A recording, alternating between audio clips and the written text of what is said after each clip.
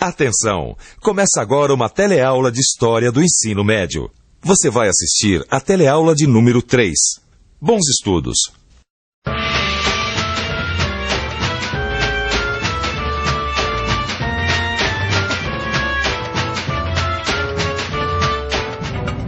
Esse aqui é o bairro da Liberdade, em São Paulo, Brasil.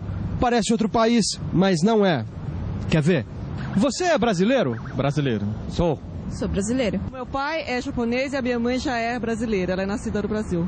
Não, japonês. Ele veio de que lugar do Japão? Fukushima. Grande parte dessa gente é descendente de imigrantes que vieram da China e do Japão, países que ficam no extremo oriente da Terra. Na teleaula de hoje, você vai conhecer um pouco da civilização do Extremo Oriente. Vai ver como os povos de lá se organizaram, como eram o seu governo, religião e cultura. A nossa teleaula começa agora. Ou melhor, começa há mais ou menos 5.000 anos atrás.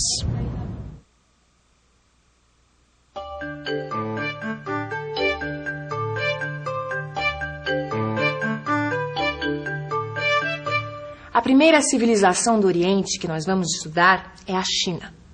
A China se localiza no leste do continente asiático. O país é cortado por 2 grandes rios, o amarelo e o azul. Junto com outros rios, eles formam vales longos que fertilizam os campos.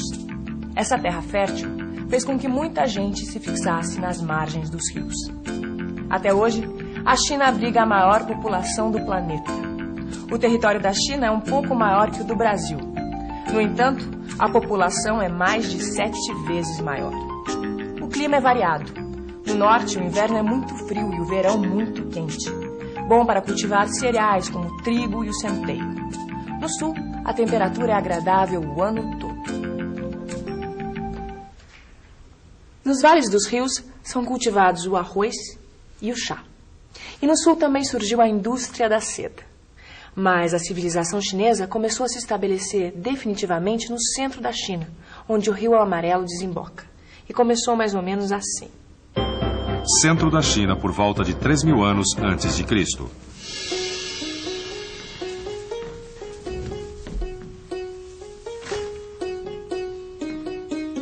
Hoje vou chegar mais tarde. Os homens vão se reunir para escolher um chefe. Pra quê, chefe?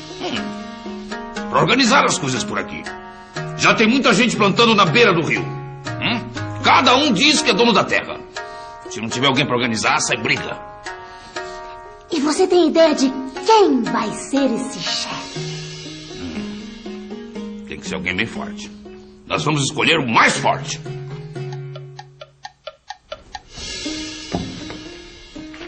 O chefe morreu. Antes ele do que eu. E agora? Os homens vão ter que se reunir para escolher outro chefe. Não precisa. Chefe tem filho, é a mesma coisa que ele. E se o filho morrer? Aí tem outro filho, ou então parente. É melhor assim, eles sabem o que fazem. Os povos antigos escolhiam os mais fortes para chefe. E com o tempo, os chefes acabavam virando reis. Cada território era um reino, sem que ninguém mandasse neles todos. Até que surgiu um poder central, e a China se tornou um império.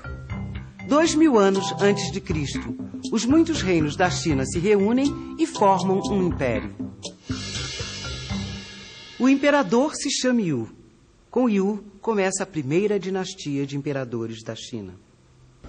Ah, Gil, quer dizer que um imperador é mais que um rei. Pois é, rapaz, olha, veja só, esse Yu era poderoso mesmo. Ele criou até uma dinastia. Dinastia? É, dinastia é uma série de imperadores ou reis que pertencem à mesma família. Tá certo. Bom, se o Yu criou uma dinastia, é sinal de que o império foi bem, continuou crescendo. Com certeza. O império cresceu tanto que o poder do imperador foi diminuindo, ao mesmo tempo que o poder dos governantes locais foi aumentando. Até que a China foi dividida em províncias, mais ou menos como os estados brasileiros de hoje. As províncias tinham governadores que o imperador nomeava.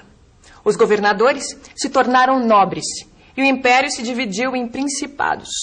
Começa aí a época das guerras civis. Estão dizendo que vai ter guerra. E vai sim! Faz tempo que a gente só tem imperador folgado aqui. Enquanto isso, o nobre do Principado só pensa em avançar na terra dos outros. Vai ter guerra civil, sim! Ô Vicente, Oi. eu tava pensando aqui. Fala. Você sabe o que é guerra civil? É uma guerra entre pessoas de um mesmo império, de um mesmo país. Ó, na China, por exemplo, essa guerra aconteceu entre os principados. Mas agora eu tô pensando uma coisa. Quando será que essa era de guerras civis acabou na China, hein? 220 a.C. O príncipe Qin Huangdi vence a guerra e se torna imperador. Qin Huangdi. Além de inaugurar uma nova dinastia, esse imperador foi o padrinho do país. A China se chama assim por causa dele, que foi responsável pela Idade de Ouro, quando a China se tornou um dos países mais ricos do mundo. Qin Huangdi construiu a famosa Grande Muralha da China, para se defender dos tártaros que habitavam o norte do país. Pequim, China.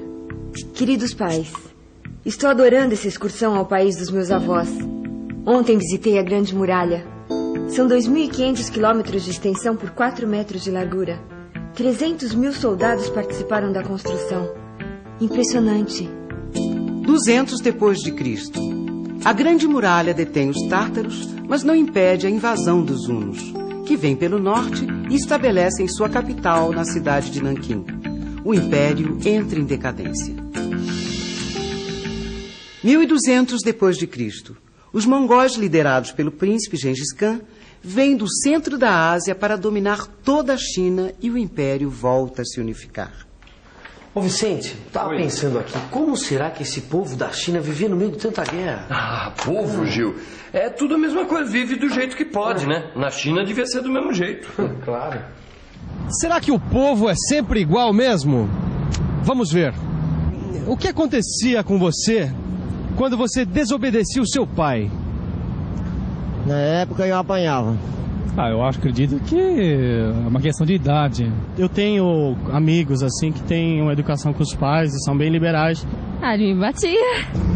A família continua, mas algumas coisas mudam. Na China antiga, o pai podia até vender o filho desobediente como escravo. O imperador era o pai de todos os chineses. A sociedade chinesa era formada por castas. Isso quer dizer, o filho do lavrador tinha que ser lavrador. O filho do nobre era nobre. Ninguém trocava de casta ou saía do seu grupo. Lavradores, artesãos e comerciantes formavam a plebe, o povão.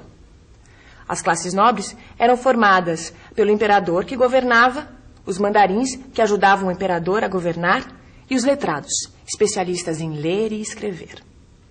Mas, Vicente, olha, especialista em ler e escrever, como é que era isso? Precisava. Na China precisava. Olha o alfabeto deles. Tem mais de 2.000 caracteres. Para entender tudo, o cara tem que ser especialista mesmo. Pois é, olha, imperador, mandarim, letrado. Será que lá não tinha um padre, um sacerdote? Como é que era a religião na China?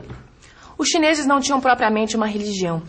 Eles acreditavam num conjunto de regras que todos respeitavam. Quem criava essas regras eram filósofos como Confúcio e Lao Tse. Essas filosofias têm seguidores até hoje. Os chineses eram avançados em relação às civilizações do Ocidente.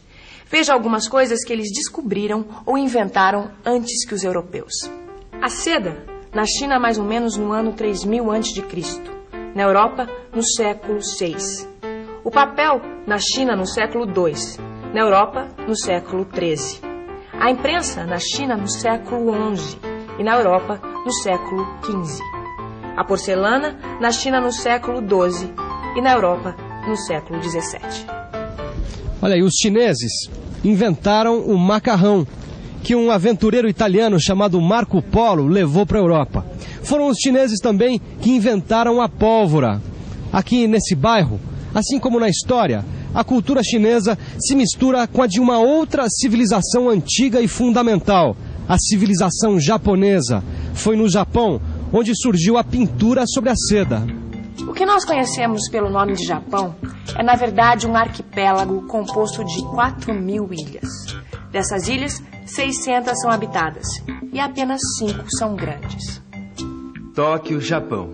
Querida Midori, Meus pais vieram do Japão e agora eu voltei para trabalhar aqui. Os japoneses modernos não dependem mais da pesca e da marinhagem, mas as tradições continuam. A arquitetura é diferente das casas, o teatro e os lindos jardins. E eu fico me perguntando como tudo isso começou. Começou assim. Os povos que formaram o Japão vieram do sul da Ásia e da Coreia. Diz a tradição que o fundador do Império Japonês é Amaterasu, o neto da deusa do Sol. Ele recebe o título de Tennos, que quer dizer Rei Celeste. 660 a.C. Jimmu Tenno é o primeiro imperador. Culturalmente, a China domina o arquipélago japonês com suas tradições políticas e religiosas. No século XIII, a cultura chinesa já foi plenamente assimilada. A partir daí, o Japão cria suas próprias tradições. 1543, época das grandes navegações. Os portugueses chegam ao Japão trazendo os jesuítas. 1640, os jesuítas são expulsos. O Japão se fecha para os ocidentais. Século XIX, os americanos retomam contato. Ô Vicente, me diz uma coisa. Ó. Oi. A China só ficou conhecida pelos ocidentais depois que Marco Polo foi lá. Isso deve fazer uns... 600 anos, por aí. Exatamente. E o Japão, que ficou fechado durante 2 séculos? Foi. Não, olha, 1640 até a segunda metade do século XIX. Exatamente. Na verdade, tanto os chineses quanto os japoneses, eles consideravam os estrangeiros meio bárbaros, entendeu? Quase selvagens. Na medida do possível, eles mantinham as fronteiras fechadas para estrangeiros. Século V. O chefe de uma família nobre, Yamato, torna-se imperador. No século VI, as ideias chinesas de Confúcio chegam ao Japão. A sociedade se organiza em castas, como na China, e fixa-se a capital do império na cidade de Nara. O poder político é dividido entre o Tenno e o regente, uma espécie de primeiro-ministro. Depois de 3 séculos de guerra civil, o Tenno cai fora do jogo político. E o regente torna-se o chefe da guerra, o Shogun. O Shogun governa os aristocratas, com a ajuda dos samurais, que são os guerreiros. No século XVII, a dinastia de Shoguns Tokugawa cria uma barreira militar que isola o Japão do resto do mundo. Na verdade, Gil, quem isolou o Japão do mundo foi um shogun chamado Tokugawa com os seus samurais. E ele nem tinha ideia de como ele ia ficar famoso entre os ocidentais. Mas vem cá, será que os japoneses tinham algum código de comportamento assim como os chineses ou um outro tipo de religião? Não, os japoneses eram animistas. Eles acreditavam que todas as coisas tinham alma e que os espíritos estavam por toda parte. A religião era o shintoísmo. Shintó quer dizer o caminho dos espíritos. Outra religião adotada e modificada pelos japoneses foi o budismo, que foi importado da Índia. Que coisa incrível, hein, Vicente? Hoje a gente fala da China, do Japão, como se estivesse ali na esquina. É mesmo, viu? E olha, que caminho longo a gente percorreu desde aquele agricultor na beira do Rio Amarelo, hein? É verdade. Escuta, vamos ver tudo isso na revisão? Vamos. Vamos lá? E atenção, se liga aí que é a hora da revisão. Na teleaula de hoje, você aprendeu que as civilizações do Extremo Oriente são muito antigas. Viu que a civilização chinesa começou na desembocadura do Rio Amarelo, com a escolha de um chefe. E que o fundador tradicional do Japão foi Amaterasu. Acompanhou a formação e a decadência do Império Chinês. Viu que o Japão, governado pelo Shogun, ficou isolado do Ocidente durante séculos e conheceu alguns aspectos da arte e da cultura do Extremo Oriente. Você pode aprender mais sobre essas civilizações lendo o seu livro e assistindo a filmes e até olhando em volta. Olha, esse jardim japonês aqui, por exemplo, é um exemplo de como a história está presente em todos os lugares o tempo todo. Até a próxima.